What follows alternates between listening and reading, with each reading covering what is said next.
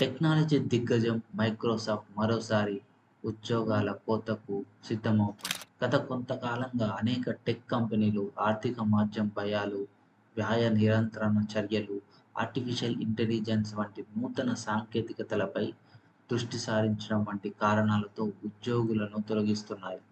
తాజాగా మైక్రోసాఫ్ట్ మరోసారి భారీ స్థాయిలో ఉద్యోగాల తొలగింపు జరగబోతోందని వార్తలు వస్తున్నాయి.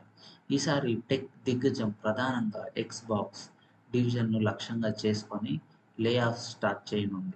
ప్రస్తుతం మైక్రోసాఫ్ట్‌లో ప్రపంచవ్యాప్తంగా 2,00,000 పైగా ఉద్యోగులున్నారు. ఇందులో సుమారు 45,000 మంది సేల్స్ మరియు మార్కెటింగ్ విభాగాల్లో పనిచేస్తున్నారు.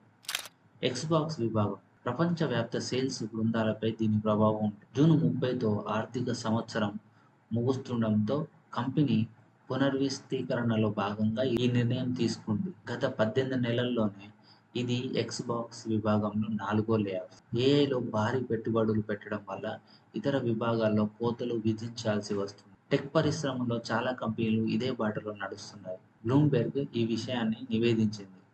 కంపెనీలోని మేనేజర్లు కూడా ఉద్యోగుల తొలగింపునకు సిద్ధంగా ఉండాలని చెబుతున్నారు. జనవరి 24లో గేమింగ్ విభాగంలో 1900 మందిని తొలగించారు. సెప్టెంబర్లో మరో 650 మందిని తీసేశారు. ఇప్పుడు ఉద్యోగులను తొలగించడానికి కారణం ఖర్చులను తగ్గించడమే కాదు, ఎక్స్‌బాక్స్‌ను కొత్త కన్సోల్ కోసం సిద్ధం చేయడం కూడా ఒక కారణం. వెర్జ్ అనే సంస్థ తెలిపిన ప్రకారం మైక్రోసాఫ్ట్ మధ్య ఐరోపాలో ఎక్స్‌బాక్స్ పంపిణీని మారుస్తుంది. కొన్ని కార్యకలాపాలను కూడా పూర్తిగా మూసివేస్తుంది.